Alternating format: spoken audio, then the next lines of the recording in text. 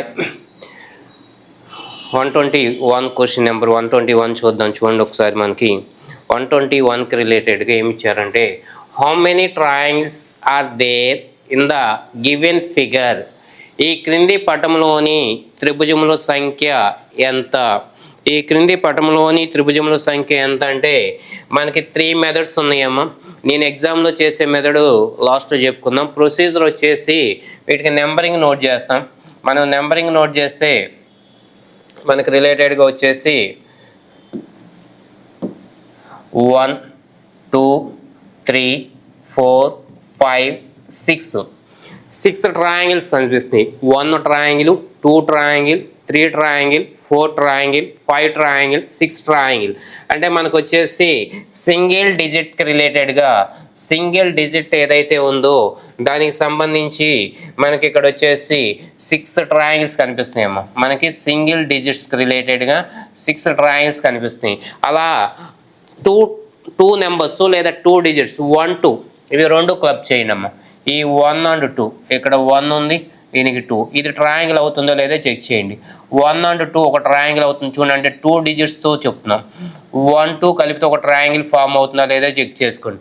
1 2 ఒక triangle form అవుతుంది. 2 3 ఒక ట్రయాంగిల్ ఫామ్ అవుతుంది చూడమ్మా. 2 3 ఒక ట్రయాంగిల్ ఫామ్ అవుతుంది. నెక్స్ట్ 3 4 ఒక ట్రయాంగిల్ ఫామ్ అవుతుంది. 3 4 ఆల్సో ట్రయాంగిల్ ఫామ్ అవుతుంది. నెక్స్ట్ వచ్చేసి 4 5 ఒక ట్రయాంగిల్ ఫామ్ అవుతుంది. 4 5 కూడా ట్రయాంగిల్ ఫామ్ అవుతుంది. నెక్స్ట్ వచ్చేసి 5 6 ఒక ట్రయాంగిల్ ఫామ్ అవుతుంది. 5 6 వచ్చేసి ఒక ట్రయాంగిల్ ఫామ్ అవుతుందమ్మా. ఇంకా 6 1 అంటే ఫామ్ అవుతుంది. అంటే మనకి 2 డిజిట్స్ మీద 1 2 3 4 5 ట్రయాంగిల్స్ ఫామ్ అవుతుంది. టోటల్లీ ఇక్కడ 2 డిజిట్స్ మీద 5 ట్రయాంగిల్స్ ఫామ్ అవుతాయి. నెక్స్ట్ 3 డిజిట్స్ ఏమైనా వస్తాయని చూడమ్మా. 3 డిజిట్స్తో ట్రయాంగిల్ ఏమైనా ఫామ్ అవుతాయని చూస్తే 1 2 3 ఒక ట్రయాంగిల్ ఫామ్ అవుతుంది చూడమ్మా. 1 2 3 ఇది మొత్తం ఒక ట్రయాంగిల్ వస్తుంది కదా. నెక్స్ట్ వచ్చేసి 2 3 4 ఒక ట్రయాంగిల్ ఫామ్ అవుతుంది చూడమ్మా. 2 3 4 ఒక ట్రయాంగిల్ ఫామ్ అవుతుంది.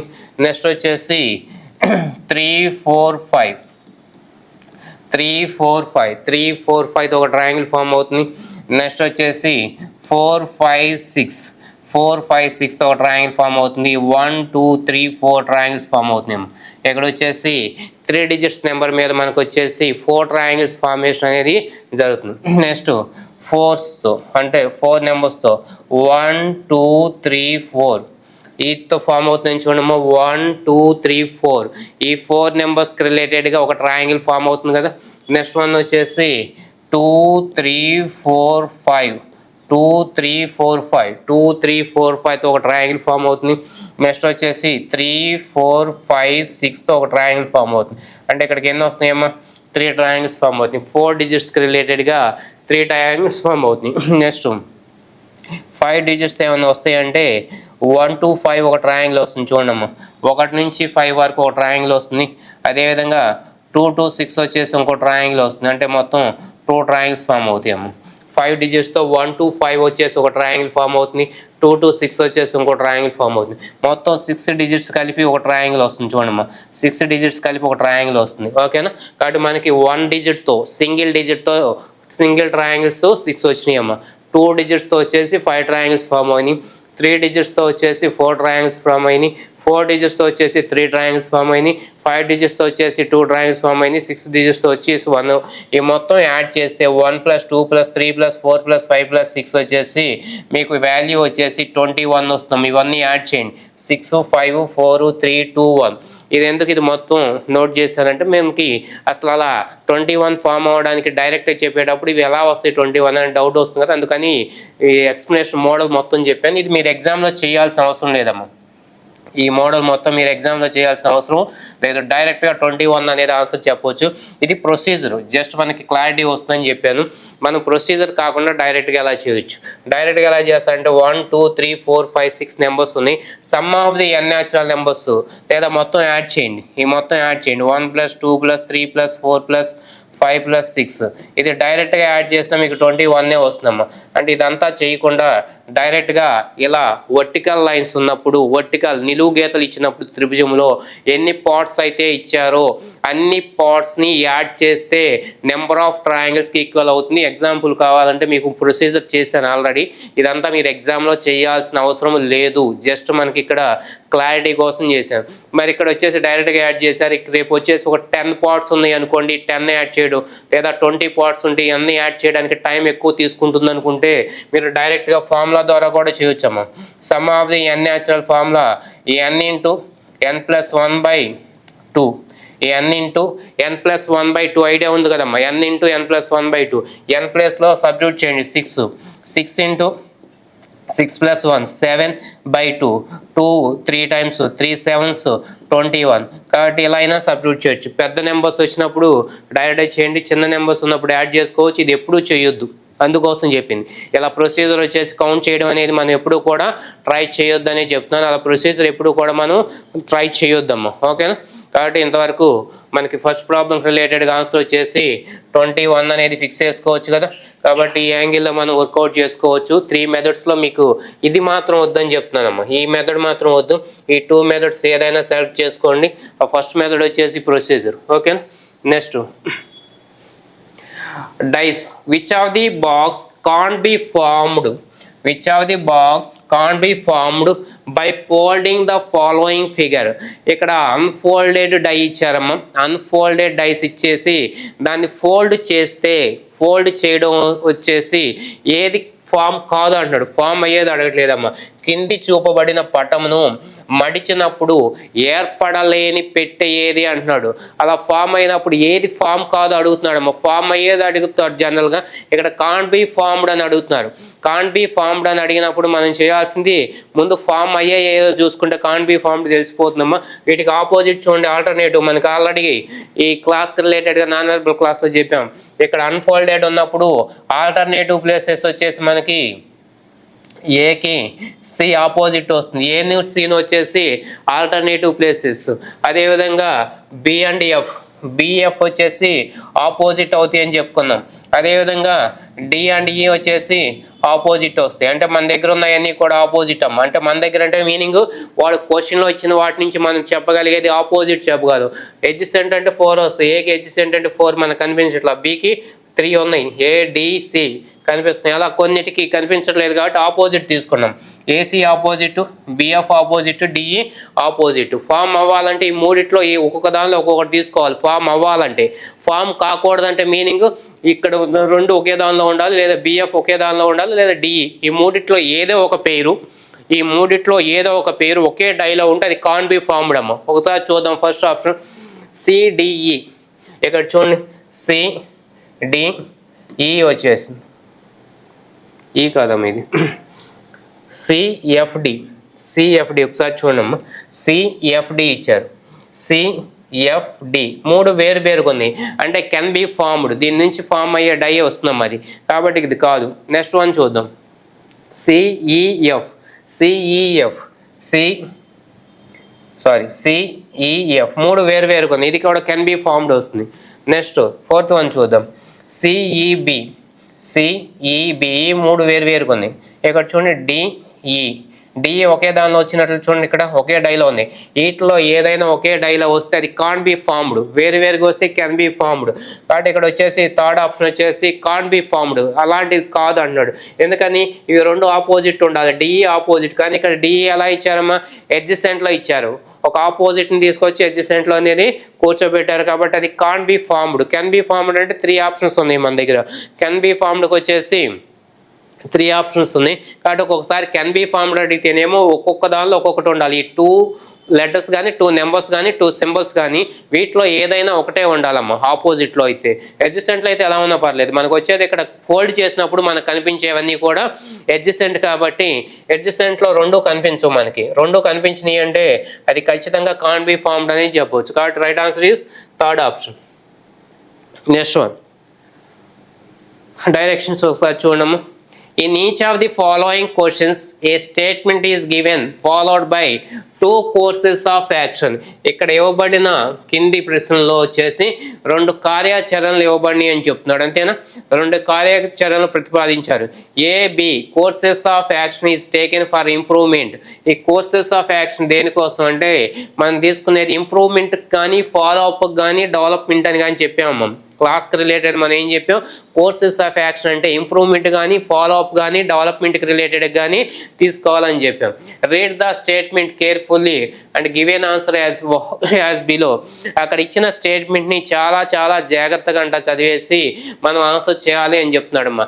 ప్రతి ప్రశ్నలోనూ ఒక ప్రవచనము, దాని వెంట ఒక ప్రవచనం ఉంటుంది. స్టేట్మెంట్ అమ్మ ప్రవచనం అంటే. దాని వెంట ఏ బీలతో గుర్తించిన రెండు కార్యాచరణలు ప్రతిపాదించారు. ఇక్కడ ఏం చేశారంటే ప్రతి ప్రశ్నలోనూ ఒక ప్రవచనము లేదా స్టేట్మెంట్ ఇచ్చారు. దాని వెంటనే ఏబి అని రెండు కార్యాచరణలు ప్రతిపాదించారమ్మా. తద్వారా నాణ్యత పెరగాలని, అంటే డెవలప్మెంట్ ఆర్ ఇంప్రూవ్మెంట్, నాణ్యత పెరగాలని మీరు జాగ్రత్తగా ప్రవచనాన్ని చదివి జవాబుని క్రింది విధంగా ఇవ్వాలి కదమ్మా. కాబట్టి ఇక్కడ ఏమి ఇచ్చారంటే సింపుల్గా మాట్లాడితే మనకు ఒక స్టేట్మెంట్ ఇచ్చారు. ఆ స్టేట్మెంట్కి వెంటనే ఏబి అనే రెండు కోర్సెస్ ఆఫ్ యాక్షన్స్ లేదా కార్యాచరణలు అంటారమ్మా. రెండు కార్యాచరణలు అనేది ఇవ్వడం జరిగింది. ఈ రెండు కార్యాచరణలు చదివి ఆ స్టేట్మెంట్ నుంచి ఇంప్రూవ్మెంట్ అనేది కలిగి ఉన్న ఏ కార్యాచరణ అయితే ఉందో దానికి సంబంధించిన ఆన్సర్ మనల్ని చేయమంటున్నారమ్మా. సింపుల్గా చెప్పాలంటే ఆన్సర్ చేసే విధానం ఇచ్చారు. If only courses of action A follows, ఒక్కటి మాత్రం ఏ అనేది ఫాలో అయితే దానికి ఆన్సర్ 1 అనేది ఇచ్చాడమ్మా. రోమన్ నెంబర్ 1 అని ఇచ్చాడు. కార్యాచరణ ఏ అనేది ఫాలో అయితే, ఇక్కడ తెలుగులో కూడా కార్యాచరణ ఏ అయితే అప్పుడు మనకి ఆన్సర్ 1 అని తీసుకోమంటున్నారమ్మా. If only courses of action B follow అయితే కోర్సెస్ ఆఫ్ యాక్షన్ అంటే కార్యాచరణ బి అనుసరించాలంటే ఆన్సర్ 2. అంటే గుర్తున్న ఏ అయితే 1, బి అయితే 2. నెక్స్ట్ తర్వాత if either courses of action A or B, either A or B, ఆ రెండిట్లో ఏదో ఒకటి, ఏ కానీ బి కానీ, ఏ లేదా బి అనేది ఆ రెండిట్లో ఏదో ఒకటి అని తీసుకుంటే మాత్రం మనకి కార్యాచరణ 3 అంటే ఆన్సర్ 3 తీసుకుంటారమ్మా. ఏ లేదా బి అనేది తీసుకుంటే మనకు వచ్చేసి కార్యాచరణ ఏ కానీ బి కానీ అయితే ఆన్సర్ 3. ఈ both courses of actions A and B, A మరియు బి అనేది రెండు తీసుకుంటే వాటికి సంబంధించి మనం 4th ఆప్షన్ తీసుకోండి అని చెప్తున్నారమ్మా. ఓకేనా? Both courses of action A and B follow అంటే మనకు వచ్చేసి ఇక్కడ 4కి రిలేటెడ్గా తీసుకోవచ్చు అని చెప్తున్నారమ్మా. నెక్స్ట్ వచ్చేసి neither courses of action A Nar B, neither A Nar B అంటే రెండు కాకపోతే ఏను కాదు బీను కాదమ్మా. ఏ అనేది ఫెయిల్ అవుతుందని చెప్తున్నారు, బి అనేది కూడా ఫెయిల్ అవుతుందని చెప్తున్నప్పుడు మనకు ఆన్సర్ వచ్చేసి 5 తీసుకోండి అని చెప్తున్నారమ్మా. ఓకేనా? ఇవి మనకు ఆన్సర్ చేసే విధానం ఇచ్చారు. 1 అయితే ఏ, 2 అయితే బి, 3 అయితే ఎయిదర్ ఏ ఆర్ బి, 4 అయితే 4 వచ్చేసి both courses of actions A and B, 5th వచ్చేసి నేదర్ ఏ నార్ బి అమ్మ. నేదర్ ఏ నార్ బి ఫాలో అవుతున్నారు కదమ్మా. ఒకసారి క్వశ్చన్ చూద్దాం.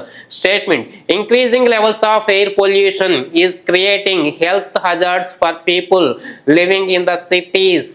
ఇది మనకి జనరల్గా అంటే ఎవరి గ్రీన్ అమ్మ. ఇది ఎప్పుడూ కూడా మనకి భూమి ఉన్నంత వరకు లేదా వెహికల్స్ ఉన్నంత వరకు కూడా మనకి లేదా ఫ్యాక్టరీస్ ఉన్నంత వరకు కూడా మనకి ఈ ప్రాబ్లం అనేది గ్యారంటీగా ఇవ్వడం ఉంటుంది. కాబట్టి ఎలాంటి ఇచ్చినప్పుడు ఎలా చేయాలనేది ఒకసారి మనం మైండ్లో స్టోర్ చేసుకుంటే 90% ఈ ప్రాబ్లమ్స్ అన్నిటికీ ఇంచుమించుగా అదే ఆన్సర్ లేదా అదే డెవలప్మెంట్ అదే ఉంటుందమ్మా. కాబట్టి ఇక్కడ ఒకసారి చూడండి. Increasing levels of air pollution levels increase అయితే క్రియేటింగ్ హెల్త్ హజార్డ్స్, హెల్త్కి రిలేటెడ్ టు హెల్త్ హజార్డ్స్ అంటే health problems, health issues, BPs, sugars, then heart attacks, ఇంకా స్కిన్ ఎలర్జీస్, లేకపోతే ఐకి రిలేటెడ్ ప్రాబ్లమ్స్, లేకపోతే ఇయర్కి రిలేటెడ్గా ప్రాబ్లమ్స్, నెంబర్ ఆఫ్ ప్రాబ్లమ్స్ చెప్పుకోవచ్చు అమ్మా. హజార్డ్స్ అంటే నెంబర్ ఆఫ్ ప్రాబ్లమ్స్ అనేది మనం మాట్లాడవచ్చు. ఇన్ ద సిటీస్, ఆ సిటీలో ఉన్న వాళ్ళకి ఇవన్నీ రావడానికి అవకాశం ఉందనేది ఒక స్టేట్మెంట్ ఇచ్చారు. లేదా తెలుగులో చూడండి. వాయు కాలుష్యం పెరుగుదల వల్ల వాయు కాలుష్య పెరుగుదల వల్ల నగరాల్లో నివసిస్తున్న ప్రజలకు నగరాలలో నివసిస్తున్న ప్రజలకు ఆరోగ్య సమస్యలు తలెత్తుతున్నాయి అన్నారమ్మ. ఆరోగ్య సమస్యలు తలెత్తితే నెక్స్ట్ మన జీవనం సాగదు కాబట్టి దీనికి ఇమీడియట్ గా కోర్సెస్ ఆఫ్ యాక్షన్ ఏంటి అనేది మనల్ని అడుగుతున్నారమ్మ. All industries should be shifted to the outskirts the cities. అన్ని అంటే మనకున్న కర్మాగారాలు, ఇండస్ట్రీస్ కర్మాగారాలు అన్నిటినీ శివార్లోకి, అవుట్స్కర్ట్స్ అంటే నగరం చివర లేదా సిటీకి చివర, పట్టణానికి చివరిలోకి తరలించాలి. షిఫ్టెడ్ అంటే తరలించాలి లేదా మూవ్ చేయాలని చెప్తున్నారమ్మా. మరి ఈ కోర్స్ ఆఫ్ యాక్షన్ చేయడం వలన మనకున్న ప్రాబ్లం క్లియర్ అవుతుందా లేదమ్మా? ఖచ్చితంగా అవుతుంది కదా. కాబట్టి first A courses of action అనేది డెవలప్మెంట్ పర్పస్లో తీసుకోవచ్చు అనుకున్నా చూడండి. ఫస్ట్ వన్ వచ్చేసి 100% తీసుకోవడానికి అవకాశం ఉంటుంది కదా. సెకండ్ చూద్దాము. Transport authorities should take steps for converting all public transport to run on CGN అంటే మనకి గ్యాస్ రిలేటెడ్గా కంప్రెస్డ్ గ్యాస్ అంటారు కదా. ఆ కంప్రెస్డ్ గ్యాస్కి రిలేటెడ్గా నడిచేటట్లు అన్ని రవాణా వాహనాలని తీసుకోవాలి. దీనివల్ల లాభం ఏంటో మనకు తెలిసి ఉండాలమ్మా. గ్యాస్ వల్ల మనకి పొల్యూషన్ అనేది ఉండదమ్మా. ఫస్ట్ పాయింట్ వచ్చేసి గ్యాస్కి రిలేటెడ్గా ఏముండదు, మనకి పొల్యూషన్ అనేది ఉండదు. పెట్రోలు డీజిల్తో పోల్చుకుంటే దీనిలో పొల్యూషన్ అనేది ఉండదు. కాబట్టి మరి ఇది కూడా వన్ ఆఫ్ ది ఇంప్రూవ్మెంట్ స్టెప్పే కమ్మా. డెవలప్మెంట్ ఆర్ ఇంప్రూవ్మెంట్ స్టెప్ అని మాట్లాడవచ్చా, మాట్లాడకూడదు? ఖచ్చితంగా ఇక్కడ one of the development step అనేది చెప్పడానికి అవకాశం ఉంటుంది. కాబట్టి ఇది ఖచ్చితంగా తీసుకోవడానికి ఆస్కారం ఉంటుందమ్మా. ఓకేనా? కాబట్టి 1 and 2, 1 మరియు 2 అంటే మనకు ఆన్సర్లో ఏమున్నాయమ్మా? 4th ఆప్షన్ తీసుకోవచ్చు కదా. ఆన్సర్లో వచ్చేసి 4th ఆప్షన్ అనేది తీసుకోవచ్చు. ఎందుకంటే మనకు బోత్ 1 and 2 వచ్చేసి 4th ఆప్షన్ చెప్పుకున్నారు కదా ఆల్రెడీ. కాబట్టి ఇక్కడ వచ్చేసి 1 ఫాలో అవుతుంది డెవలప్ చేయడానికి, సెకండ్ 1 కూడా ఫాలో అవుతుంది అనేది మనం మాట్లాడవచ్చు కదమ్మా. కాబట్టి ఇక్కడ వచ్చేసి మనకి రెండిటికి కూడా పాసిబిలిటీ ఉందనేది మనకి అర్థమవుతుంది కదా. కాబట్టి ఇక్కడ వచ్చేసి మనకి ఏం చేయాలి అంటే ఈ కాలుష్యాలకు సంబంధించి 2 పాయింట్లు మేజర్గా ఇచ్చారమ్మా. ఒకటి ఫ్యాక్టరీస్ వచ్చేసి any type of factories, either chemical or mechanical, any type of factories వచ్చేసి అవుట్కట్స్లో ఉండాలి. ఫస్ట్ పాయింట్ వచ్చేసి.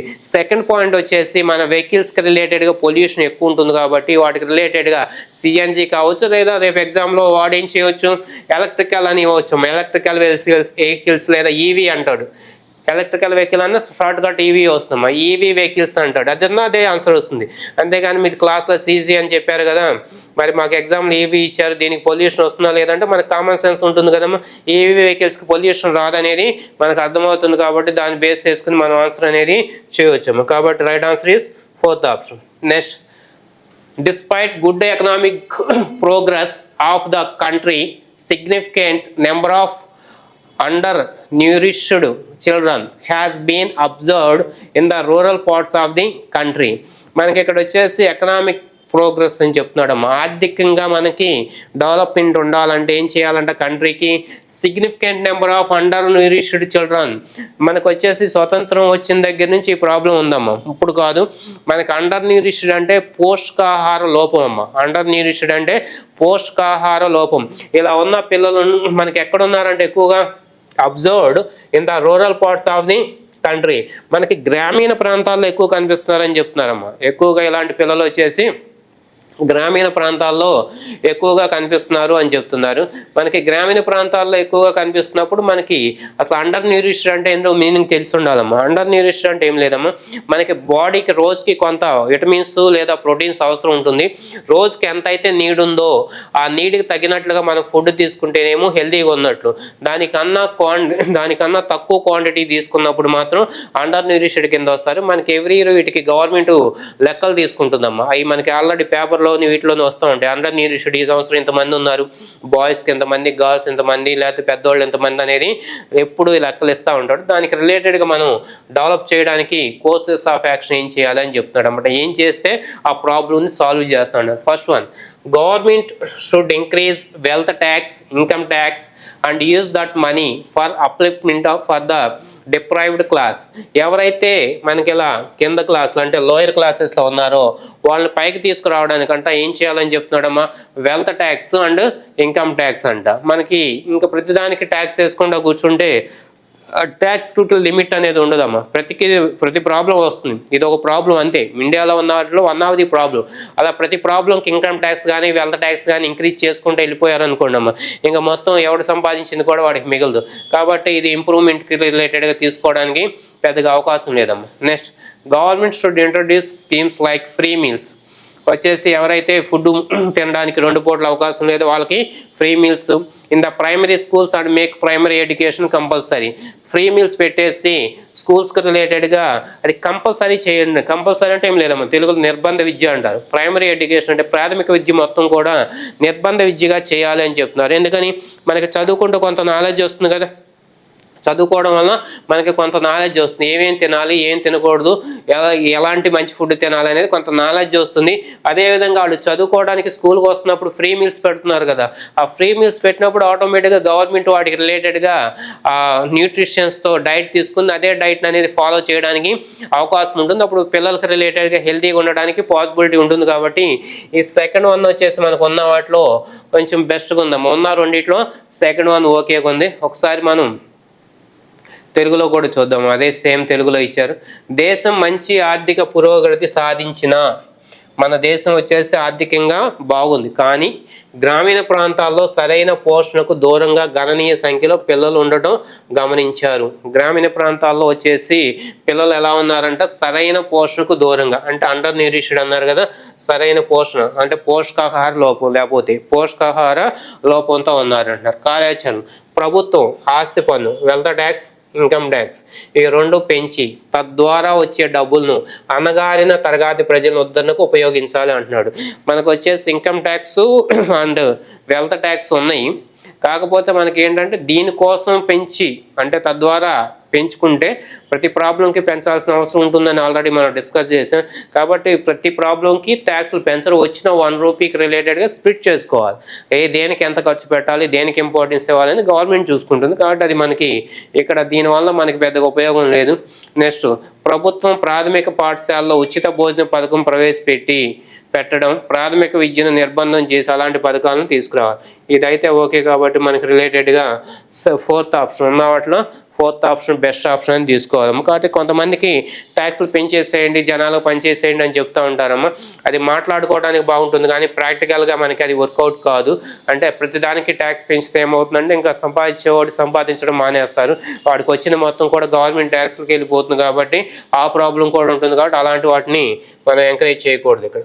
Next one, in the following questions 1 or more statements are given followed by 2 or more assumptions. ఇక్కడ వచ్చేసి 1 లేదా 2 statements అంటాము. ఇప్పుడు వరకు 1 statement అన్నారు. ఇక్కడ ఏం చెప్తున్నారంటే 1 or more statements, ఒకటి కానీ లేదా అంతకన్నా ఎక్కువ స్టేట్మెంట్స్ కానీ ఎలా ఉంది అంటే are given followed by 2 or more, 2 లేదా అంతకన్నా అజంప్షన్స్ ఫాలో అవుతున్నాయి అంట. Decide the correct option based on the given assumptions. అంటే మనకి స్టేట్మెంట్స్ కూడా ఎక్కువ ఉండొచ్చు, అదేవిధంగా అజంప్షన్స్ కూడా ఎక్కువ ఉండటానికి అవకాశం ఉంది అని చెప్తున్నారమ్మా. ఫస్ట్ వన్, ఈ క్రింది ప్రశ్నల్లో ఒకటి లేదా అంతకంటే ఎక్కువ ప్రవచనములు, ఈ క్రింది ప్రశ్నల్లో 1 లేదా అంతకంటే ఎక్కువ ప్రవచనములు వాటిని అనుసరిస్తూ 2 లేదా అంతకంటే ఎక్కువ ఊహనాలు ఇవ్వబడినవి, లేదా 2 లేదా అంతకంటే ఎక్కువ ఊహనాలు కూడా ఎక్కువ ఇచ్చారమ్మటమ్మా. ఓకేనా? దత్త ఊహనాల ఆధారంగా సరైన ఐచ్ఛికం అంటే ఆప్షన్ని నిర్ణయించండి. ఓకేనమ్మా? ఇక్కడ వచ్చేసి మనకి ఏం క్లారిటీ ఇస్తున్నాడంటే 2 కంటే ఎక్కువ ఉంది అని చెప్తున్నాడు. స్టేట్మెంట్స్ కూడా 2 ఉండొచ్చు లేదా అంతకన్నా ఎక్కువ ఉండొచ్చు అనేది మనకి క్లారిటీ అనేది ఇవ్వడం జరుగుతుందమ్మా. ఓకేనా? కాబట్టి ఇక్కడ వచ్చేసి క్వశ్చన్స్ ఏమున్నాయి ఒకసారి అబ్జర్వ్ చేద్దాం. చూడమ్మా. First one, do not lean out the moving train, a warning in the railway compartment. అంటే మనకి వంగొద్దు, లీన్ మీన్స్ వంగడం అమ్మ. do not lean out the moving train, నడిచే ట్రైన్లో అంటే రన్నింగ్ ట్రైన్లో వచ్చేసి వంగి ఉండవద్దు. ఏ warning in the railway compartment, మన కంపార్ట్మెంట్ మీద హెచ్చరికలు నోట్ చేస్తారేమో వార్నింగ్ అని, మూవ్ అవుతున్న ట్రైన్ ఎక్కొద్దు లేదా వంగొద్దు సంథింగ్ ఇలాంటిది. డు నాట్ లీన్ అవుట్ అంటే మనకి వంగొద్దు అని చెప్తున్నాడమ్మ. దీనికి సంబంధించి అజంప్షన్ అంటే ఊహను ఏం తీసుకోవాలనేది అడుగుతున్నారమ్మ. ఫస్ట్ వన్ చూద్దాం, మనం ఏం ఊహించుకోవచ్చు, ఆ వార్నింగ్ పర్పస్ ఏంటి. Such warnings will have some effect. అలా మనం వార్నింగ్ చూసినప్పుడు ఏమవుతుందంటే దానివల్ల కొంచెం మన మైండ్ వచ్చేసి ఎఫెక్ట్ అవుతుంది అని చెప్తున్నారమ్మ. ఎగ్జాంపుల్ చెప్పాలంటే మీకు ఈ ట్రైన్కి రిలేటెడ్గా అంటే మనం రోడ్డు మీద ఎక్కువ వెళ్తాం కాబట్టి దాని మీద ఎగ్జాంపుల్ తీసుకున్నాం. మీరు రోడ్డు మీద వెళ్తున్నారమ్మ, ఒక క్రాసింగ్ దగ్గర యాక్సిడెంట్ పోర్న్ ఏరియా, ప్రమాదాలు జరిగే స్థలం అని రాసి ఉంటుందమ్మా. ప్రమాదాలు జరిగే స్థలం అని రాసి ఉండగానే మన గేర్ అంటే బండి కానీ కారు కానీ సంథింగ్ ఏ వెహికల్ అయితే మనం డ్రైవ్ చేస్తున్నామో ఆటోమేటిక్గా స్పీడ్ తగ్గుతుందా పెరుగుతుందమ్మా. ఆటోమేటిక్గా స్పీడ్ అనేది తగ్గుతుంది. ఎందుకని ఆ బోర్డు చదవంగానే మనకు కొంచెం ఫీలింగ్ వస్తుంది, అంటే ఇక్కడ కొంచెం యాక్సిడెంట్లు అయ్యే అవకాశం ఉందని చెప్తున్నారు కాబట్టి మనం స్పీడ్ తగ్గించాలి అనే కాన్సెప్ట్ ఆటోమేటిక్గా వచ్చేస్తుందమ్మా. కాబట్టి అక్కడ స్పీడ్ అనేది తగ్గుతుంది, అంటే ఎఫెక్ట్ అవుతుందా లేదా. కాబట్టి ఇక్కడ such warnings will have some effect అనేది కన్సిడర్ చేయొచ్చా చేయకూడదమ్మా. ఖచ్చితంగా కన్సిడర్ చేయాల్సిన అవసరం ఉంటుంది, అంటే ఊహం అనేది తీసుకోవచ్చు, అజంప్షన్ అనేది ఫాలో అవుతుంది. Second one, learning out A moving train is dangerous. Moving train వచ్చేసి ఎప్పుడు కూడా డేంజరస్ అనేది చెప్తున్నారమ్మా. ఇది కూడా కరెక్ట్ అవుతుందమ్మా. ఇక్కడ కూడా వాహనం అనేది నడుస్తున్న వాహనాల్లో ఎలాంటి అనేది మనం చాలా డేంజరస్ అంటే అపాయం అనేది చూస్తుంది. It is the duty of the railway authorities to take care of passengers safety.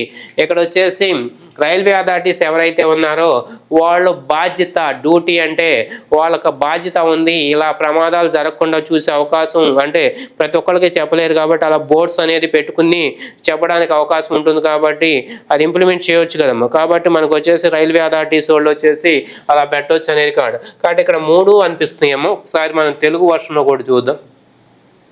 Telugu వర్షన్లో చూస్తే మనకి ఒక రైల్వే కంపార్ట్మెంట్లో హెచ్చరిక, కదులుతున్న రైలు నుండి బయటికి వంగవద్దు. అదే ఇంగ్లీష్లో ఉంది, ఇక్కడ తెలుగు అమ్మ. తెలుగు మీడియం ఉన్న వాళ్ళు చూసుకోండి ఒకసారి. కదులుతున్న రైలు నుండి బయటికి వంగవద్దు, ఓకేనా, లీన్ అవుట్ అన్నారు. అలాంటి హెచ్చరికలు కొంత ప్రభావాన్ని చూపుతాయి అంటున్నాడు. అలాంటి హెచ్చరికలు కొంత ప్రభావం చూపుతాయి అంటే ఎగ్జాంపుల్ చెప్పుకున్నాం కదా, మనం రోడ్డు మీద వెళ్ళినప్పుడు వాటికి సంబంధించి ఏదైనా అంటే బోర్డు చదివినప్పుడు స్పీడ్ లిమిట్ 50 to 60 అని చెప్తాడు. అనగానే మనం ఏం చేస్తాం, ఒకసారి చూసుకుంటాం మనం ఎంతలో వెళ్తున్నాం అనేది, ఇక్కడ ఎంత ఇచ్చారు అనేది.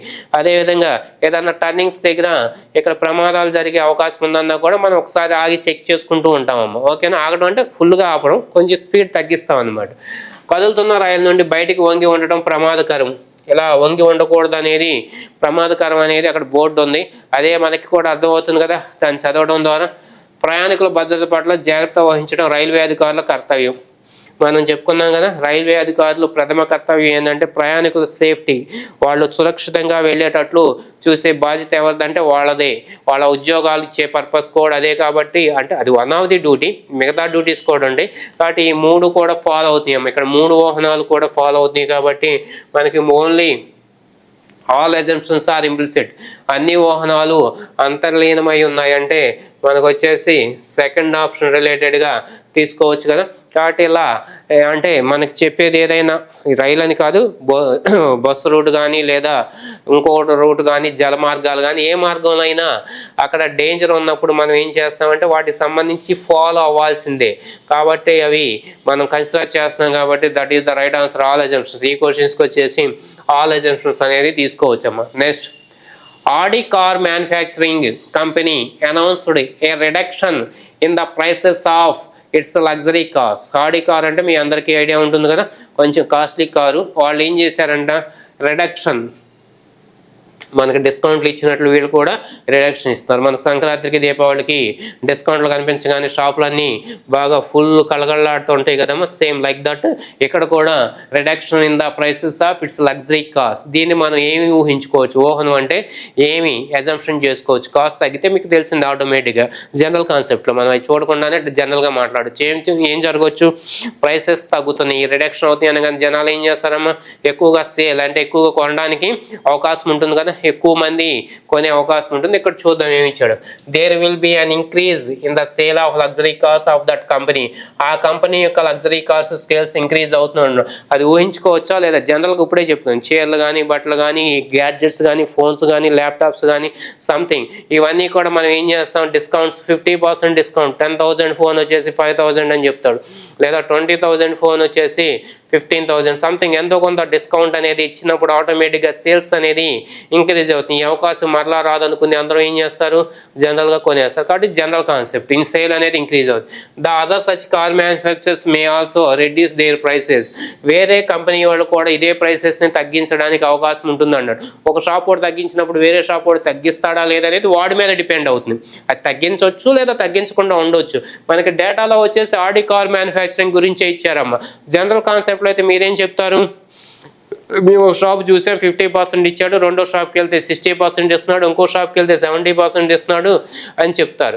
అయితే అక్కడ అన్ని కార్స్ గురించి లేదా అన్ని కంపెనీస్ గురించి మాట్లాడితే స్టేట్మెంట్లో అప్పుడు మనం చెప్పొచ్చు. కానీ ఇక్కడ ఏం మాట్లాడాడు, Audi car manufacturing company announced, వీళ్ళు అనౌన్స్ చేశారని చెప్పారు.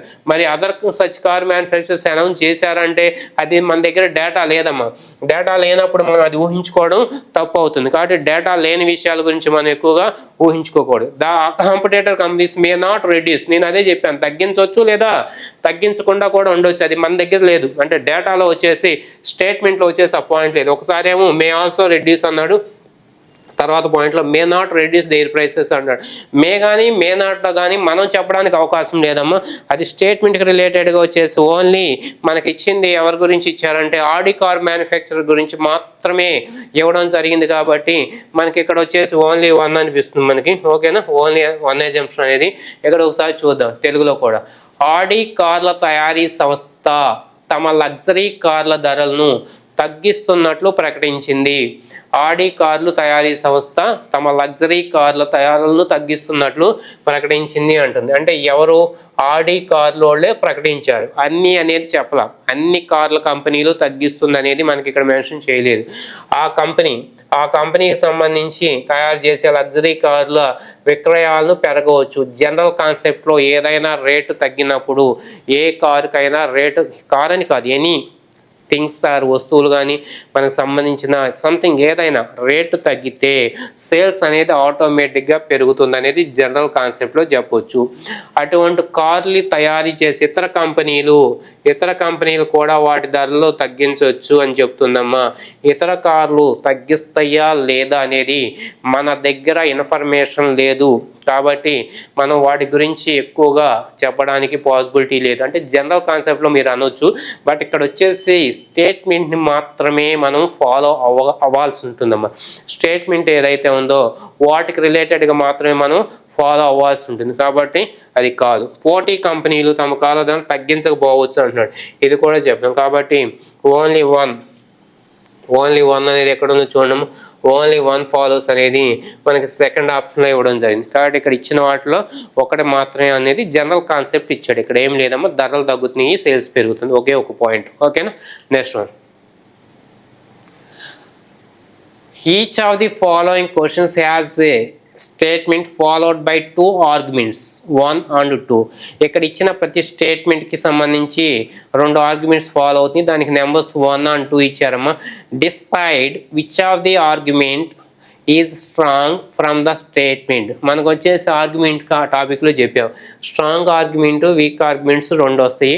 మనం ప్రిఫర్ చేయాల్సింది ఓన్లీ కూడా స్ట్రాంగ్ ఆర్గ్యుమెంట్నే ప్రిఫర్ చేయాలి అని చెప్పామమ్మ. స్ట్రాంగ్ ఆర్గ్యుమెంట్ మాత్రమే ప్రిఫర్ చేయాల్సి ఉంటుంది. ఎందుకంటే strong argument is related to directly statement, week argument వచ్చేసి ఇండైరెక్ట్లీ రిలేటెడ్ టు స్టేట్మెంట్. కాబట్టి మనకి డైరెక్ట్లీ రిలేటెడ్ అంటే స్టేట్మెంట్ ఏం చెప్తుందో దాని గురించి ఆర్గ్యూ చేస్తేనేమో స్ట్రాంగ్ ఆర్గ్యుమెంట్ అంటాం. స్టేట్మెంట్ ఏం చెప్తుందో దానిని వదిలేసి మిగతావన్నీ కూడా ఆర్గ్యూ చేస్తేనే వీక్ ఆర్గ్యుమెంట్ అంటాం. ఇది ఆల్రెడీ మనం కాన్సెప్ట్లో చెప్పుకున్నాం. కాబట్టి ఇక్కడ ఒకసారి చూద్దాం. ఇఫ్ ఆర్గ్యుమెంట్ 1 ఓన్లీ స్ట్రాంగ్ అయితే ఆన్సర్ 1, ఆర్గ్యుమెంట్ 1 స్ట్రాంగ్ అయితే 1 అమ్మ. అదేవిధంగా ఆర్గ్యుమెంట్ 2 స్ట్రాంగ్ అయితే 2 ఆన్సర్ తీసుకోవాలి. ఎయిదర్ 1 or 2, ఎయిదర్ 1 or 2 అయితే 3, నెయిదర్ నార్ అయితేనేమో 4, బోత్ 1 and 2 అయితేనేమో 5. ఇది ఆల్రెడీ మనకి ఆర్గ్యుమెంట్ క్లాస్కి రిలేటెడ్ కోడ్ చెప్పాము. ఒకసారి ఎందుకని చెక్ చేసుకోవాలి. ఇందాక లాస్ట్ ఇది కోర్సెస్ ఆఫ్ యాక్షన్ ఏం చేశాడంటే ఇది 5లో చెప్పేటట్టు ఇది 4లో తీసుకొచ్చాడు. ఒక్కొక్కసారి మార్చుతాడు ఆప్షన్స్, అప్పుడప్పుడు మార్చడానికి అవకాశం ఉంటుంది ఎగ్జామినర్. కాబట్టి దాన్ని బేస్ చేసుకుని ఒకసారి చదువుకున్నాక వెళ్ళండి అమ్మ, బ్లైండ్గా అయితే వెళ్ళొద్దు. నెక్స్ట్ ఇవే సూచనలు తెలుగులో ఇచ్చడం ఏమి లేదు. ఈ క్రింది ప్రతి ప్రశ్నలో ఒక ప్రవచనము, దాని వెంబడి 2 వాదనలు, దాని వెంబడి ఎన్ని ఇచ్చాడు 2 వాదనలు ఉన్నాయి. దత్త ప్రవచనం నుండి వీటిలో ఏ వాదన బలమైందో మీరు నిర్ధారించాలి. సమాధానం ఈ క్రింది విధంగా ఇవ్వాలి అని చెప్తున్నాడమ్మా. ఓకేనా. వాదన ఒకటి మాత్రమే బలమైందని మీకు అనిపించింది అనుకోండి, ఆన్సర్ 1 చేయండి అమ్మా. ఆన్సర్ 1. వాదన ఒకటి మాత్రమే బలమైతే ఆన్సర్ 1. వాదన 2 మాత్రమే బలమైంది, సమాధానము 2 వస్తుందమ్మా. నెక్స్ట్ వాదన 1 లేదా వాదన 2లో ఒకటి బలమైంది, ఏదో ఒకటి ఏదిరారు అంటాం కదా ఇంగ్లీష్లో, ఏదో ఒకటి బలమైంది అయితే ఆన్సర్ 3 వస్తున్నాము. వాదన 1, 2లో ఏది బలమైంది కాకపోతే నేదర్ నార్ అయితే ఆన్సర్ 4 అమ్మ. వాదనలు 1 మరియు 2 బలమైనవి అయితే ఆన్సర్ 5. కాబట్టి 1 అయితే 1, 2 అయితే 2, ఎయిదర్ 1 కానీ 2 కానీ ఏదో ఒకటైతేనే 3, నేదర్ నార్ 2 బలమైనవి కాకపోతే 4, 2 బలమైనవి అయితేనేమో 5 అమ్మ. ఇది ఆన్సర్ చేసే విధానం. ఓకేనా. రిలేటెడ్గా క్వశ్చన్స్ ఏమి ఇచ్చారు చూద్దాం. Should the parents of those children who do not send their wards to school be fined? పిల్లల్ని పాఠశాలకు పంపించట్లేదంటమ్మా. do not send their wards. ఎవరైతే పేరెంట్స్ పిల్లల్ని పాఠశాలకు పంపించట్లేదో ఆ తల్లిదండ్రులకి be fined, to school be fined. ఆ తల్లిదండ్రులకి ఏం చేయాలంట, ఫైన్ వెయ్యాలా అనేది ఇక్కడ అడుగుతున్నారమ్మా. కాబట్టి ఇక్కడ మనం ఫైన్ వెయ్యాలా లేదనేది ఒకసారి చెక్ చేసుకుందాం, చూద్దాము. ఎస్ అంటే వెయ్యాలి. This is the only way, only negative term అమ్మ. మనకి చెప్పుకున్నాం ఆల్రెడీ. ఓన్లీ కానీ ఆల్ కానీ వస్తే ఆ స్టేట్మెంట్ కానీ ఆర్గ్యుమెంట్స్ కానీ అజంప్షన్స్ కానీ సంథింగ్ ఇలాంటివి సందర్భానుసారంగా వీక్ అయ్యే అవకాశం ఉంటుంది. కాబట్టి ఇక్కడ ఓన్లీ ఇచ్చారు కాబట్టి మనకి నెగిటివ్ టర్మ్ తగిలింది. This is the only way to eradicate the illiteracy. అంటే మనకి అక్కడ ఇంకా మిగతా ఏం చూడొద్దు, ఓన్లీ అనే వర్డ్ కనిపించిందంటే ఆటోమేటిక్గా ఇది వీక్ ఆర్గ్యుమెంట్ అయిపోతున్నాం. అది ఒక్కటే మార్గం అని చెప్తున్నాడు కాబట్టి అది ఒక్కటే మార్గం అని చెప్పగలమా? కాబట్టి తప్పు. నో, ఫైన్ చేయొద్దు. Why should the parents be fined? వాళ్ళని ఫైన్ చేయొద్దు. Why should the parents be fined? ఎందుకు ఫైన్ చేయాలి అంటున్నారు. ఎందుకు ఫైన్ చేయకూడదు? ఫైన్ మీన్స్ మనీ అని కాదమ్మా మీనింగ్. అక్కడ ఫైన్ అంటే మీనింగ్ మనకి మనీ అని వస్తుంది ప్రతిదానికి. 5 రూపాయలు ఫైన్, 10 రూపాయలు ఫైన్ అది కాదమ్మా. ఫైన్ అంటే మీనింగ్ వాళ్ళకి రిలేటెడ్గా ఏదైనా మనం కఠినంగా మాట్లాడినా అది ఫైన్ కింద వస్తుంది. మీరు ఎందుకు పంపించట్లేదు, మీ పిల్లల్ని చదివించుకోరా, సంథింగ్ లైక్ దట్. అంటే వాళ్ళ జీవితాలు బాగుపడాలని మీకు ఇష్టం లేదా అలాంటి ఆ వాడింగ్ కూడా కొంచెం బాధాకరమైన మాటలు ఉంటాయి కదా, అది కూడా ఫైన్తో సమానమే. కాబట్టి అలా ఎందుకు ఫైన్ చేయకూడదు అంటారు. కాబట్టి ఇది మనం ఫైన్ అనేది ఎలా చేయకూడదు అనేది నో అని చెప్తుంది. మరి అంటే వాళ్ళకి ఫైన్ చేయొద్దు అంటాడు. ఫైన్ చేయకూడదు, వాళ్ళని శిక్షించకూడదు అనడానికి స్ట్రాంగ్ రీజన్ మన దగ్గర లేదు. ఒకసారి తెలుగులో చూడండి. పిల్లలను పాఠశాలలకు పంపని తల్లిదండ్రులను జరిమానా విధించాలా? ఇది స్టేట్మెంట్ అమ్మ.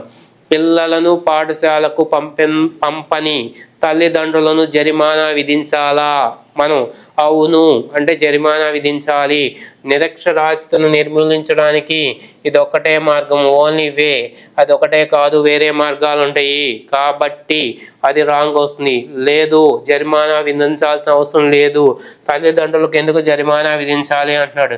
మరి ఎవరు వస్తారు పిల్లలకి రిలేటెడ్గా? కాబట్టి ఇది కూడా వీక్ ఆర్గ్యుమెంట్ అవుతుంది. Both and weak arguments. కాబట్టి మనకి రైట్ ఆన్సర్ వచ్చేసి ఇక్కడ ఆన్సర్ ఏం చేయొచ్చమ్మా, నేదర్ నార్ అంటే 4ఏగా. ఇక్కడ ఆన్సర్ వచ్చేసి 4 అనేది తీసుకోవడానికి అవకాశం ఉంటుంది. కాబట్టి మనకి నేదర్ నార్కి రిలేటెడ్గా ప్రిఫర్ చేస్తే సరిపోతుందమ్మా. ఓకేనా. నెక్స్ట్ వన్ చూద్దాం. Next, are nuclear families better than joint families? ఇది ఎవర్ గ్రీన్ అమ్మ. ఇప్పుడు మనకి పూర్వకాలంలో అయితే ఎక్కువగా జాయింట్ ఫ్యామిలీస్ ఉండే, ఇప్పుడు ప్రజెంట్ వచ్చేసి న్యూక్లియర్ ఫ్యామిలీస్కి రిలేటెడ్గా మాట్లాడుతున్నారు. ఈ రెండిట్లో ఏమడుగుతున్నాడు అంటే nuclear families better than joint families అంటున్నారు అనమాట. అంటే ఉమ్మడి కుటుంబాల కన్నా వెస్టి కుటుంబాలు, అంటే వెస్టి అంటే ఏమంటారు చిన్న కుటుంబాలు, మనకి వెస్టి అనేది చిన్న కుటుంబాలు అంటున్నారు కాబట్టి అవి బెటర్ అని అడుగుతున్నారు. No, first one, joint families are ensure great security. ఇది యాక్సెప్ట్ చేస్తారా లేదమ్మా? మనకి ఉమ్మడి కుటుంబాలు పూర్వకాలంలో ఒక ఇంట్లో 10 మంది 20 మంది ఉండేవాళ్ళమ్మ. వీళ్ళకి ఏదన్నా ప్రాబ్లం వస్తే 20 మంది హెల్ప్ చేసేవాళ్ళు. ఒకళ్ళకి ప్రాబ్లం వచ్చింది అనుకోండి అమ్మ, ఆ ఫ్యామిలీలో మిగతా వాళ్ళందరూ వాళ్ళని సపోర్ట్ చేస్తారు లేదా హెల్ప్ చేస్తారు. కాబట్టి మనకి సెక్యూరిటీ పరంగా భద్రత పరంగా ఉండేది, ఎకనామికలీ కానీ ఫిజికల్లీ కానీ మెంటల్లీ కానీ. నీకు ఏదైనా ప్రాబ్లం వస్తే మెంటల్గా అందరికీ బాధ వస్తుంది, లేదా నువ్వు హ్యాపీగా ఉంటే అందరూ హ్యాపీగా ఉంటారు. అంటే నువ్వు ఒక్కళ్ళ ఎఫెక్ట్ వల్ల అందరికీ రెండు జరుగుతుంది, అంటే మంచి కానీ చెడు కానీ జరగడానికి అవకాశం ఉంది. ఇక్కడ గ్రేటర్ సెక్యూరిటీ అంటారు. సెక్యూరిటీ పరంగా చూస్తే మీలో ఒకళ్ళ మీద ఎవరైనా కొడితే 20 మంది వచ్చేస్తారు కదమ్మా. అదే ఇద్దరే ఉన్నారు, మీ ఇద్దరిలో భార్య భర్త ఇద్దరే ఉన్నారమ్మ. ఇద్దరిలో ఒకళ్ళకి ఏమన్నా కొడితే ఇంకొకళ్ళు సపోర్ట్ వస్తారండి. అక్కడ ఎదుటి వాళ్ళు ఒక 20-30 మంది ఉన్నారనుకోండి, అది ఉమ్మడి కుటుంబం, ఇది సింగిల్ ఫ్యామిలీ అనుకోండి. 20-30 మందిని వీళ్ళిద్దరే ఫేస్ చేయడానికి అవకాశం ఉంటుందా? 100% ఉండదమ్మా. వీళ్ళిద్దరే ఫేస్ చేయడానికి 100% కూడా ఉండదు. కాబట్టి మనకు వచ్చేసి no joint families are ensure great security అంటే ఇక్కడ ఆర్గ్యుమెంట్ స్ట్రాంగ్గానే ఉంది కదా. సెక్యూరిటీ పరంగా ఉమ్మడి కుటుంబాలు కరెక్టే అనేది కరెక్టే కదమ్మా. నెక్స్ట్ ఎస్ అంటే న్యూక్లియర్ ఫ్యామిలీసే కరెక్ట్ అని చెప్తున్నామ్మా. సెకండ్ ఆర్గ్యుమెంట్ ఏం చెప్తుంది అంటే nuclear families even ensure greater freedom. మరి ఫ్రీడమ్ అంటే ఇప్పుడు మీకు ఉమ్మడి కుటుంబంలో 10 మంది 20 మంది ఉన్నారమ్మా, కొత్తగా పెళ్ళైన వాళ్ళు ఉన్నారు. మరి వీళ్ళకి ఫ్రీడమ్ ఉంటుందంటే ఖచ్చితంగా ఉండదు. మాట్లాడుకోవడానికి కానీ వాళ్ళు బయటికి తిరగడానికి కానీ, ఎందుకు ఏంటి ఎక్కడికి వెళ్తున్నారు ప్రతిదానికి క్వశ్చన్స్ ఫ్రేమ్ చేస్తారు. వీళ్ళకి అంత ఫ్రీడమ్ అనేది కనిపించదు. అదే వాళ్ళిద్దరే ఉన్నారనుకోండి, వాళ్ళు తిట్టుకున్నా కొట్టుకున్నా ఇంట్లో బయటికి వెళ్ళి షికారు చేసి వచ్చినా అడిగే నాదుడే ఉండడు. కాబట్టి ఇక్కడ మనకి ఈ పరంగా అంటే ఫ్రీడమ్ పరంగా చూస్తేనేమో చిన్న కుటుంబాలు బెస్ట్ అని చూస్తుంది. అంటే అక్కడేమో ఉమ్మడి కుటుంబాలు ఏ పర్పస్లో చెప్పాడు, గ్రేటర్ సెక్యూరిటీ భద్రతా పరంగా అయితేనేమో ఉమ్మడి కుటుంబాలు బెటరు, ఫ్రీడమ్ పరంగా అయితేనేమో గ్రేటర్ ఫ్రీడమ్ వచ్చేసేమో చిన్న కుటుంబాలు బెటర్. మనకి మరి ఈ రెండిట్లో ఏది ఆర్గ్యుమెంట్ స్ట్రాంగ్ అంటే దేనికి అదే స్ట్రాంగ్ ఉంది. ఓకేనా? ఇక్కడ చూడండి తెలుగులో కూడా వెస్టి కుటుంబాలు ఉమ్మడి కుటుంబాల కంటే ఉత్తమమైనవా అన్నాడు. లేదు. ఎందుకు లేదు? ఉమ్మడి కుటుంబాలు ఏమవుతాయి అంటే ఉమ్మడి కుటుంబాలు వచ్చేసి ఖచ్చితంగా మనకి అధిక భద్రతను కల్పిస్తున్నాయి అంటున్నాడు.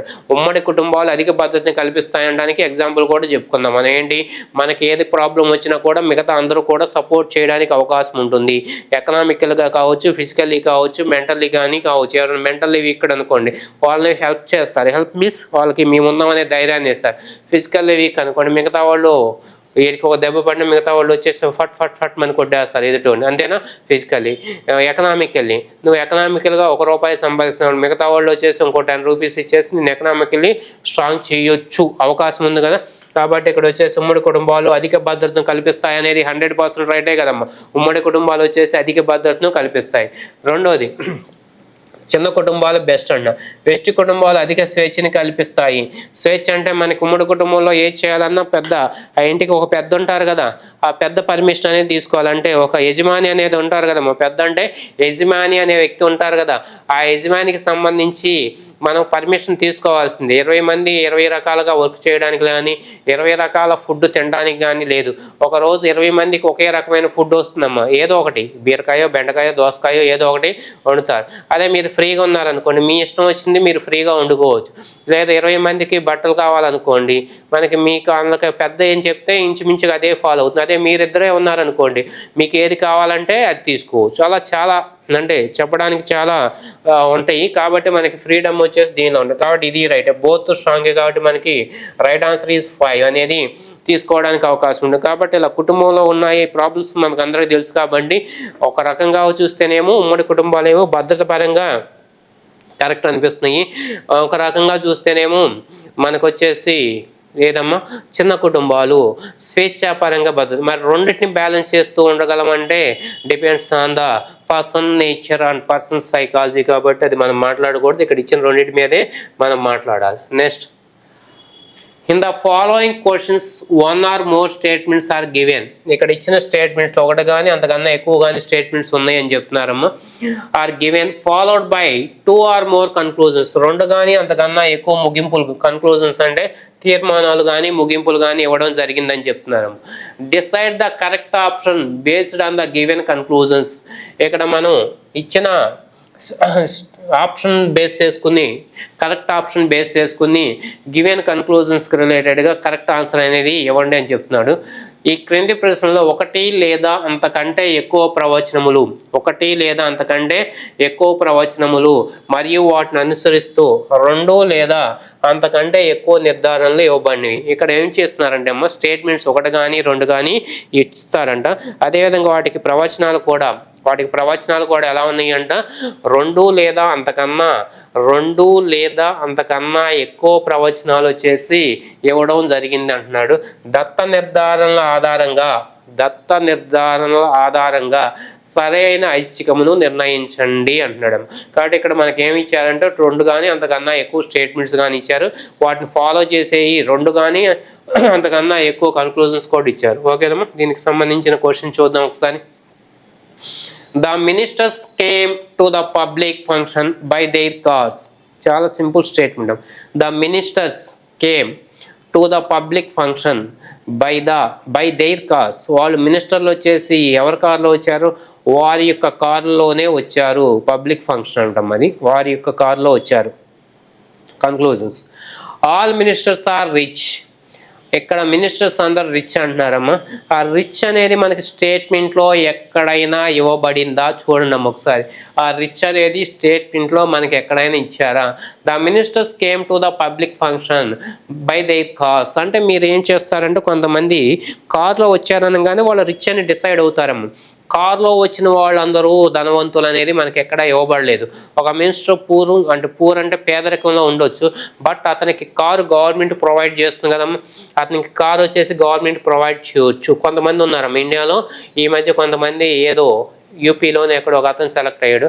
అతను మనకి సైకిల్ కానీ టూ వీలర్ అంటే బండి మీద కానీ అసెంబ్లీకి వెళ్ళినట్లు మనకి న్యూస్ పేపర్లో కూడా వచ్చినాయి. మరి అతను మినిస్టర్ కాదు, జస్ట్ ఎమ్మెల్యే అండి, ఎగ్జాంపుల్ చెప్తున్నాను. అతను మినిస్టర్ కాదు, జస్ట్ ఎమ్మెల్యే. అతనికి వచ్చేసి మరి కారు లేదు, బట్ రేపు ఎప్పుడైనా ఏదైనా పబ్లిక్ ఫంక్షన్కి వెళ్ళేటప్పుడు ఎవరో ఒక కారులో అతను వెళ్ళొచ్చు. అంత మాత్రం అతను రిచ్ అనేది మనం చెప్పొచ్చా? కాకూడదు. కాబట్టి ఇక్కడ ఆల్ మినిస్టర్స్ ఆర్ రిచ్ అనేది కన్క్లూజన్ రాంగ్ వస్తామా. అక్కడ ఖచ్చితంగా అది మనం ఫాలో చేయడానికి అవకాశము లేదు. Okay, next. All ministers have cars. The ministers came to the public function by their cars. ఇక్కడ ద మినిస్టర్స్ అంటే ఆ మినిస్టర్స్కి, దేర్ కార్స్ అంటే వారికి, అంటే అక్కడ మినిస్టర్స్ అందరికీ కార్స్ ఉన్నాయి అని చెప్తున్నారు. ఇక్కడ చెప్పిన స్టేట్మెంట్ ప్రకారంగా అయితే అక్కడ ఉన్న అందరికీ కార్లు ఉన్నాయి. బై దేర్ కార్స్ అంటే వారి యొక్క కార్లలో వచ్చారని చెప్తున్నారు, కానీ మనకి గవర్నమెంట్ ఇచ్చినట్లు కానీ ఏం చెప్పట్లేదు. వాళ్ళకి కార్లు ఉన్నాయి అనేది మనకి క్లారిటీ ఇస్తున్నాడు. Ministers came to the public ఫంక్షన్స్కి వచ్చారు. ఇది ఇక్కడ ఉన్నది అదేగమ్మా, came to the public functions by their cars ministers అన్నాడు. కాబట్టి అది కూడా అంతే. కాబట్టి ఇక్కడ సెకండ్ అండ్ థర్డ్ కన్క్లూజన్స్ వచ్చి ఇచ్చిన స్టేట్మెంట్ని ముగింపులు అంటే ఇచ్చిన స్టేట్మెంట్స్కి రిలేటెడ్గా ఫాలో అవ్వడానికి పాసిబిలిటీ ఉంది అనేది మనకి కనిపిస్తుందమ్మా. ఇదే తెలుగు మీడియం విద్యార్థులకు ఒకసారి ఎక్స్ప్లెయిన్ చేద్దాము. మంత్రులందరూ బహిరంగ సభకు వారు కార్లలో వచ్చారు. మనకి 3 పాయింట్స్ ఉన్నాయేమో. మంత్రులందరూ బహిరంగ సభకు వారి కార్లలో వచ్చారు. 3 పాయింట్స్. ఓకే, మంత్రులందరూ బహిరంగ సభకు వారి కార్లలో వచ్చారు. అది అందరూ మంత్రులు ధనవంతులు అనే పాయింట్ మనకి ఎక్కడైనా ఇచ్చారా? సభకు వారు కార్లలో వచ్చారు. ధనవంతుల పేదవారు అనేది మనకి స్టేట్మెంట్లో లేదు. మరి వారికి కార్లు ఉన్నాయి కదా, వాళ్ళు ధనవంతులే కదా అనేది మనము చెప్పకూడదు. వాళ్ళకి కార్లు ఉంటే ధనవంతులు అవ్వచ్చు, లేదా ధనవంతులు కాకుండా కూడా ఉండటానికి పాసిబిలిటీ ఉంటుంది. కాబట్టి మనం ఎగ్జాక్ట్లీ ధనవంతులు అనేది మనం డిసైడ్ చేయకూడదు. మన సొంత నాలెడ్జ్ అనేది ఉపయోగించకూడదు. మంత్రులందరికీ కార్లు ఉన్నాయి. మంత్రులకి అందరికీ ఇక్కడ ఏమున్నాయి అని చెప్తున్నారమ్మా? కార్లు ఉన్నాయి అని చెప్తున్నారు. ఇక్కడ మరి వారి వారి కారులో వచ్చారు అంటే కార్లు ఉంటేనే వస్తారు కదమ్మా, వారి వారి కార్లు అన్నారు కానీ రెంటెడ్ కార్స్ అని కానీ గవర్నమెంట్ రిలేటెడ్ ప్రొవైడ్ చేసిందని కానీ ఎక్కడ ఇవ్వలేదు.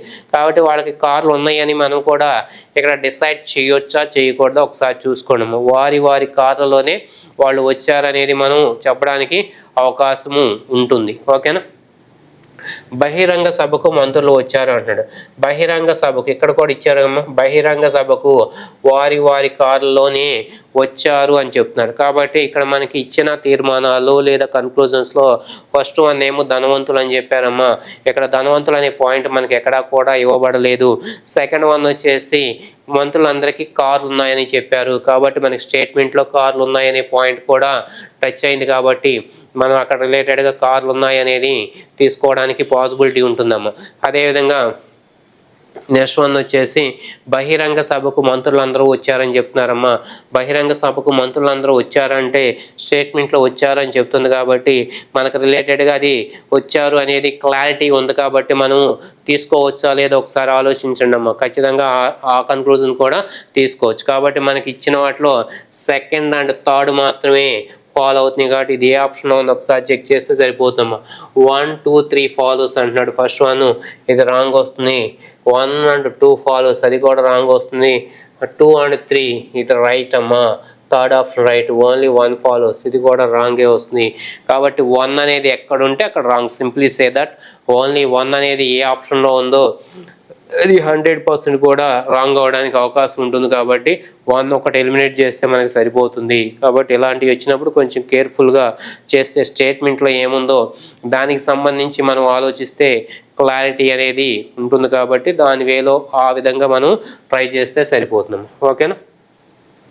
Next, there are books in each library. ఇది సింపుల్ ఒక కొటేషన్ అమ్మా. There are books in each library. ప్రతి లైబ్రరీలో పుస్తకాలు ఉంటాయి. తెలుగులో వచ్చేసి ప్రతి లైబ్రరీలో కూడా పుస్తకాలు ఉంటాయి అని చెప్తున్నారమ్మా. ఇది స్టేట్మెంట్ అమ్మా. వీటికి కన్క్లూజన్ చూద్దాం. Books are only in libraries. మీకు ఇక్కడ నెగటివ్ వర్డ్ ఉంచుకోండి అమ్మా. Only in libraries. బుక్స్ కేవలము లైబ్రరీస్లో మాత్రమే ఉంటాయి. ఓన్లీ ఇన్ లైబ్రరీస్ అనేది 100% కూడా రాంగ్ అవడానికి ఛాన్స్ అనేది ఉంది కదమ్మా. ఎందుకంటే ఓన్లీ నెగిటివ్ వర్డ్ కాబట్టి మీ బుక్స్ ఇంట్లో ఉండవా, మీ దగ్గర బ్యాగుల్లో లేదా, మీరు క్లాస్ రూమ్లో ఉన్నప్పుడు లేదా, మీ ఇంట్లో బుక్స్ లేవా. కాబట్టి కేవలం లైబ్రరీలో ఉంటాయి అనేది రాంగ్. బుక్స్ అన్ని చోట్ల బుక్ షాప్స్లో కూడా ఉంటాయి కదమ్మా. కాబట్టి ఆ పాయింట్ ఆఫ్ వ్యూలో ఇది వచ్చేసి వీక్ కన్క్లూజన్ వస్తుంది. మనం ఆ తీర్మానం తీసుకో. Any library is not without books. 2 negatives. Any library is not without books. Is not అనగానే మనకి పోతుంది ఆల్మోస్ట్. కాబట్టి వితౌట్ బుక్స్ లేకుండా ఏ లైబ్రరీ ఉండదు అంటాడు. దాన్ని కరెక్టే కదమ్మా. లైబ్రరీ అంటేనే బుక్స్ ఉండాలి. ఇంకా అదర్ థింగ్స్ ఉంటే ఉండొచ్చు మేబీ. బట్ లైబ్రరీలో బుక్స్ అనేది కంపల్సరీ ఉండాలి కదా.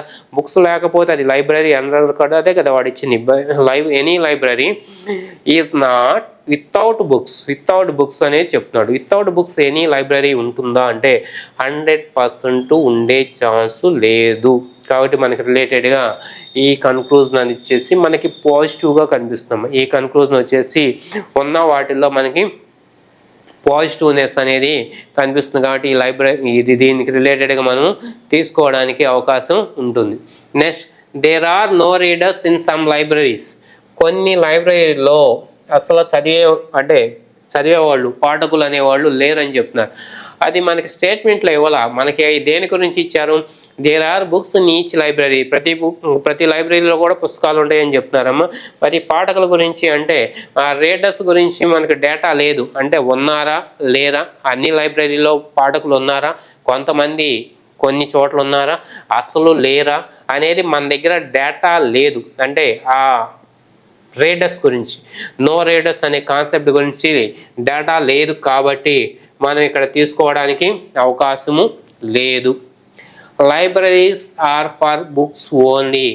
Libraries are for books only అంటే అది మనం చెప్పలేం. లైబ్రరీస్ వచ్చేసి కేవలం పుస్తకాల కోసం మాత్రమే ఉద్దేశించుకొని లైబ్రరీలో ఇంకా అదర్ వర్క్స్ కూడా చేసుకోవచ్చు అని చెప్తున్నాం కదమ్మా. మనం లైబ్రరీలో పుస్తకాలే కాకుండా వేరే వర్క్స్ కూడా చేసుకోవచ్చు. ఓన్లీ అనేది ఇచ్చాడు ఇక్కడ. ఈ ఓన్లీ అనే వస్తే ఆల్మోస్ట్ నెగిటివ్ అవుతుందని చెప్పాను. ఓన్లీ అనే వర్డ్ కనిపిస్తే మనకి ఆల్మోస్ట్ కూడా నెగిటివ్గానే తీసుకోవడానికి అవకాశము ఉంటుంది. కాబట్టి ఇక్కడ ఓన్లీ అనేది ఏదైనా ఎనీ ఆర్గ్యుమెంట్స్ కానీ, కన్క్లూజన్స్లో కానీ, కోర్సెస్ ఆఫ్ యాక్షన్లో కానీ, మనకి ఎగ్జామ్షన్స్లో కానీ 90% ఫెయిల్ అవుతాయమ్మా ఓన్లీ వస్తే. ఎప్పుడన్నా కొన్ని సందర్భాల్లో అక్కడ స్టేట్మెంట్లో ఆ మీనింగ్ ఉండి ఇది కూడా అదే మీనింగ్ ఉంటే తీసుకోవచ్చు, కానీ 95 కానీ పర్సెంట్ 90 to 95% ఫెయిల్ అవ్వడానికి అవకాశం ఉంటుంది. కాబట్టి ఇక్కడ తీసుకోవడానికి ఛాన్స్ లేదమ్మా. ఓకేనా? ఇక్కడ చూద్దాం తెలుగులో కూడా. ప్రతి లైబ్రరీలో పుస్తకాలు ఉంటాయి.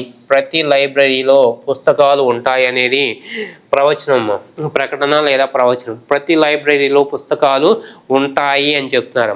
దీనికి సంబంధించిన తీర్మానం. పుస్తకాలు కేవలం లైబ్రరీలోనే ఉంటాయి. పుస్తకాలు కేవలం లైబ్రరీలోనే ఉంటాయి అని చెప్తున్నారు.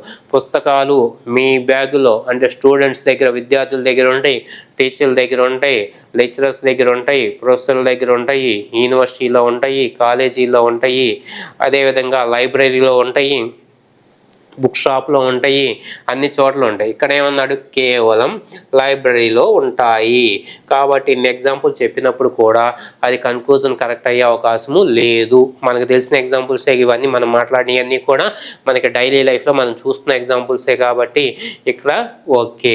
పుస్తకాలు లేకుండా ఏ లైబ్రరీ లేదు అని చెప్తాడు. పుస్తకాలు లేకుండా ఏ లైబ్రరీ లేదు అంటే ఇది రైటా రాంగా? 100% రైట్ అవుతుందేమో. పుస్తకాలు లేకుండా ఏ లైబ్రరీ ఉండదు. పుస్తకాలు లేకుండా పైన లైబ్రరీ అని పేరు పెట్టుకుని లోన్ వచ్చేసి క్లాస్ రూమ్స్, లేకపోతే ఫ్రూట్స్, లేకపోతే ఏ వెజిటేబుల్స్, లేకపోతే ఏ బట్టల షాప్లో పెట్టుకోరు కదమ్మా. లైబ్రరీ అని హెడ్డింగ్ ఉంటే ఖచ్చితంగా అక్కడ పుస్తకాలు ఉండి తీరాలి. లైబ్రరీ హెడ్డింగ్ ఉంటే అక్కడ ఖచ్చితంగా పుస్తకాలు ఉండి తీరాలి. కాబట్టి ఈ కాన్సెప్ట్లో ఈ సెకండ్ కన్క్లూజన్ వచ్చేసి ఫాలో అవుతుందని చెప్పవచ్చు. కొన్ని లైబ్రరీల్లో పాఠకులు లేరు అంటున్నాడు. ఈ పాఠకులు లేరు అనేది మనకి ఇవ్వబడిన స్టేట్మెంట్స్లో ఎక్కడా కూడా డిస్కస్ చేయలేదు.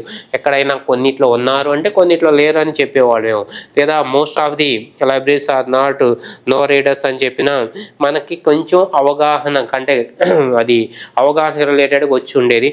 బట్ ఇక్కడ వచ్చేసి మనకి రీడర్స్ గురించి ఎక్కడా కూడా మనకి డిస్కషన్లోకి రాలేదమ్మా. నెక్స్ట్, లైబ్రరీలు కేవలం పుస్తకాల కోసం మాత్రమే ఉద్దేశింపబడినవి. లైబ్రరీలు కేవలం పుస్తకాల కోసం మాత్రమే ఉద్దేశింపబడినవి అని చెప్తున్నారమ్మా. లైబ్రరీలు వచ్చేసి పుస్తకాల కోసమే ఉద్దేశించబడవమ్మా. ఇంకా వేరే వర్క్స్ కానీ అవి చేసుకోవడానికి కూడా అవకాశం ఉంటుంది. లైబ్రరీలో పుస్తకాలు మాత్రమే ఉండాలి అనేది అది కరెక్ట్ అవుతుంది, కానీ పుస్తకాల కోసం మాత్రమే లైబ్రరీలు అనేది కరెక్ట్ కాదు. కాబట్టి ఇక్కడ మనకున్న వాటిలో సెకండ్ ఆప్షన్ ఒకటే ఫాలో అవుతుంది. ఇది ఎక్కడుందో చూద్దాము. మనకి second option only 1 and 2 follows అంటే ఇది రాంగ్ వస్తుంది. ఓన్లీ 3 and 4 ఫాలోస్ రాంగ్ వస్తుంది. ఓన్లీ 4 అనేది రాంగ్ వస్తుంది. ఓన్లీ 2 అనేది ఒకటి రైట్ వస్తుంది. మా ఆప్షన్లో మనకి ఇచ్చిన ఆప్షన్లో ఓన్లీ 2 అనేది మనకి ఎక్కడ ఇచ్చారమ్మా? 4th one ఇవ్వడం జరిగింది. కాబట్టి ఇక్కడ వచ్చేసి మనకి ఖచ్చితంగా 4th one ఒకటే రైట్ అవ్వడానికి పాసిబిలిటీ ఉంది అనేది మనం మాట్లాడవచ్చు. ఓకేనమ్మా? ఇంతటితో మనకి వీటికి సంబంధించి ఈ లాజికల్ రీజనింగ్ సెక్షన్ వరకు కంప్లీట్ అయిందమ్మా. లాజికల్ రీజనింగ్ సెక్షన్ వరకు ఇవే మనకి ఇంపార్టెంట్ అమ్మా. రేపు ఏ ఎగ్జామ్స్లో అయినా అంటే ఐ మీన్ గ్రూప్ 2కి రిలేటెడ్గా లాజికల్ సెక్షన్స్లో మనకి 10 మార్క్స్ ఇవ్వడం జరుగుతుంది. ఈ 10 మార్క్స్ కూడా మనకి వెరీ వెరీ వెరీ క్రూషియల్. కాబట్టి అక్కడ ఇచ్చిన సందర్భము వాటికి సంబంధించి ఎలా ఆన్సర్ చేస్తామని నెంబర్ ఆఫ్ పేపర్స్ని మనం అటెంప్ట్ చేయడం ద్వారా నేర్చుకోవచ్చు. ఓకేనమ్మా?